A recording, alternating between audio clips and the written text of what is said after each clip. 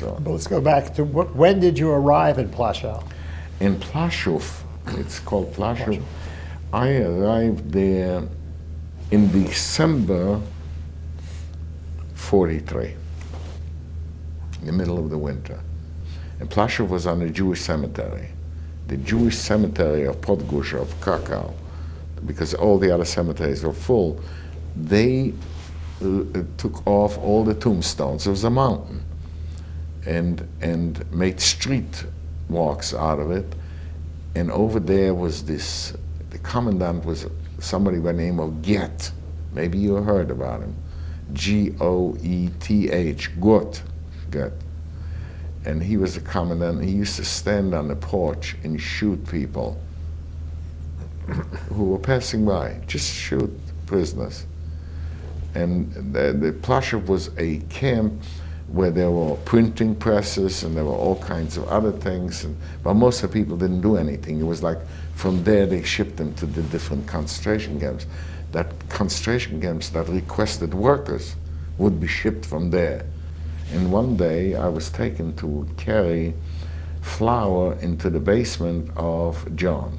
He had a bakery there, he had servants and so on.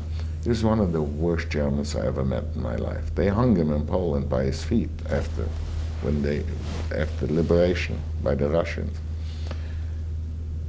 And the sacks were wearing what they call 50 kilo, which is like 120 pounds. And I carried one on my back, and it fell down, and it broke. So all the flour was all over.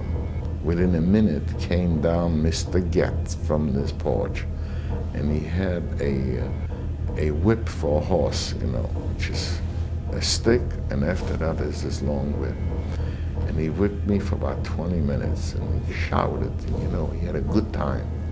I fainted, and then they carried me to the infirmary, and we knew in the infirmary you could only stay one day.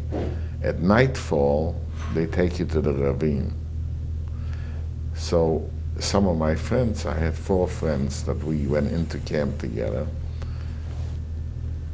They took me out from the infirmary. They stole me out, put me under the building.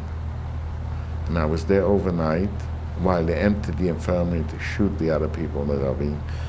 And I sort of a little recuperated over that night, and they took me back to one of the buildings that they lived in. And there was no counting in Plaszow. There was no, and then suddenly appeared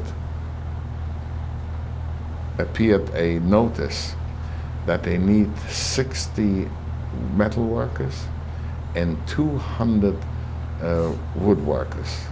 So I volunteered as a metal worker. I didn't care where I go, but just get out of here, because I was not accounted for anymore. I wasn't a living human being, because I was supposed to be shot the night before in the ravine. And we arrived in Auschwitz.